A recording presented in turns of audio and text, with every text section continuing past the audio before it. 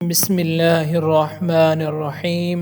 کن باتوں سے کنواں ناپاک ہو جاتا ہے؟ جن چوپائیوں کا گوشت نہیں کھایا جاتا ان کے پاخانہ پیشاب گرنے سے کنواں ناپاک ہو جائے گا۔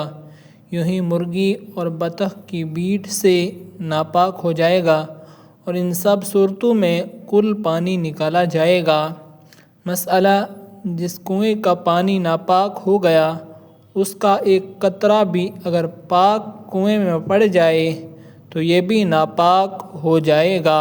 جو حکم اس کا تھا وہی اس کا ہو گیا۔ یوں ہی ڈول، رسی، گھڑا وغیرہ جس میں ناپاک کنویں کا پانی لگا تھا پاک کنویں میں پڑا وہ بھی ناپاک ہو گیا۔ لائک، کمنٹ اور شیئر ضرور کریں، اور مسائل جاننے کے لیے ہمارے چینل کو سبسکرائب کرنا نہ بھولیں۔